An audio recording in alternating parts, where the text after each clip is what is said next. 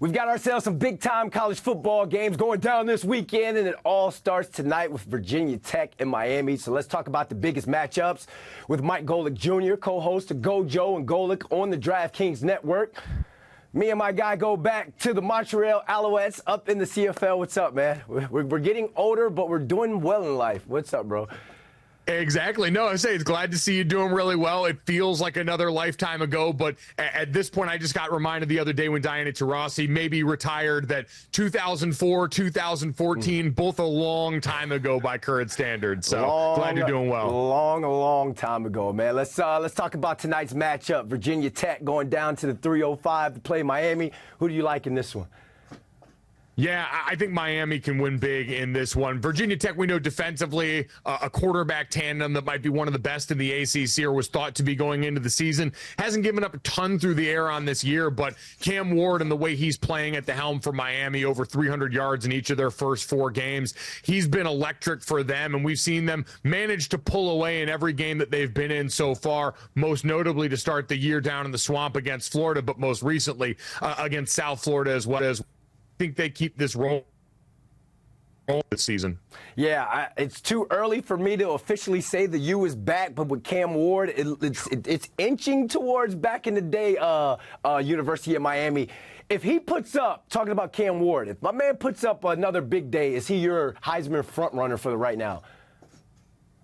Yeah, I mean, listen, he would certainly be at or near the top of the list. I'd still probably say Travis Hunter with what he's done through this early portion of the season. Colorado still winning games, something we rarely get to see in college football, affecting the game at an incredibly high level at wide receiver and cornerback.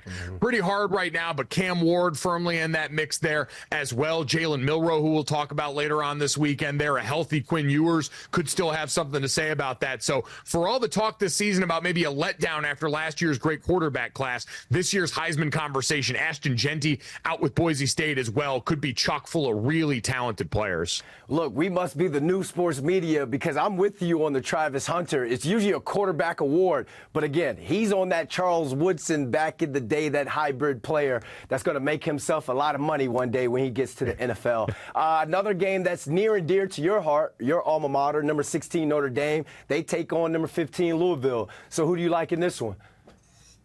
Yeah, Notre Dame, I think, has a chance to get a very important victory in this game. Notre Dame, a team that already dropped an embarrassing loss at home to Northern Illinois, so has very little margin for error in the college football playoff conversation, and would be avenging a loss on the road at Louisville last year. Jeff Brom and company really outpaced Notre Dame in that game. It's a fast, incredibly physical team, a veteran signal caller in Tyler Shuck on that side. But I think for Notre Dame, they found something last week in Riley Leonard and that passing attack during their home win against Miami, Ohio. You go to the 2-minute drill in that game. Riley Leonard finally gets his first passing touchdown in a Notre Dame uniform. We know what he had done at Duke, but the passing game had been a little bit harder to come by, and I do think they're going to have to be multi-dimensional, not just that ground game that Riley's also a part of, but that passing game as well to get over on a Louisville defense that, especially up in that front 7, is going to want to get after them and cause chaos around the line of scrimmage. So I think Notre Dame could take care of business at home and keep their playoff hopes alive. Notre Dame's got a lot of pressure on them going into this one, but that's going to be a great matchup on Saturday.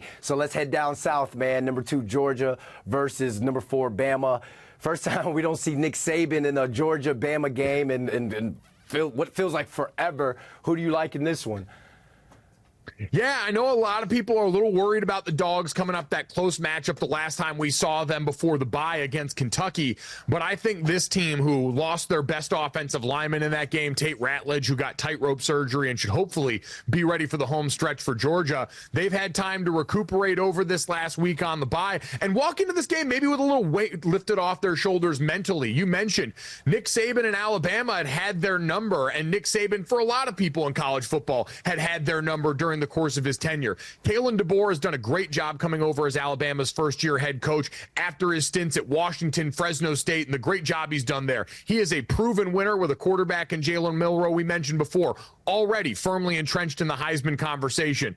But I think that Georgia defense is still blue chip stock. I think that unit is the most trustworthy one in this game. And while Jalen Milroe and Alabama have put up monster numbers in the passing game, I think that's going to be a little harder to come by this weekend. I like the Dogs defense to hold things down. I think Carson Beck and that offense get things back online. And I think Georgia continues that debate about them or Texas as the number one team in the country.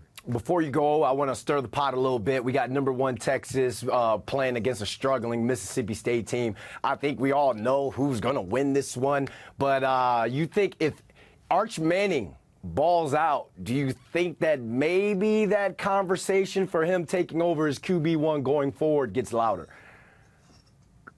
Listen, we always knew this is going to be part of the equation with Arch on campus. Yep. That being said, I think, we're going to see improvement from him. He's an incredibly talented player. We saw that from the jump when he came in after Quinn was injured. But I still think you see plenty of freshman moments for him, young player moments for him in some of the processing taking a bit longer than what you saw from his counterpart in Quinn Ewers. Steve Sarkisian came out and said the other day, provided Quinn comes back soon healthy, all the things in front of him goals-wise for him individually in terms of being a Heisman candidate, being a potential top draft pick, and for their team being a national championship contender are all on the table. I think Quinn Ewers and the football he was playing prior to the injury was some of the best in the country. Yeah. He's a guy that if he hadn't gotten hurt, we'd probably be talking about more near the top of the Heisman Trophy conversation right now. And I still think based on what I've seen, he gives them the best chance of win. And that's partly experience. He's helped lift a group of skill players that are all completely new after last year's group went on to the NFL. And so I think as they get into the meat of the SEC schedule, especially we know they'll have a big matchup with Georgia coming up in the regular season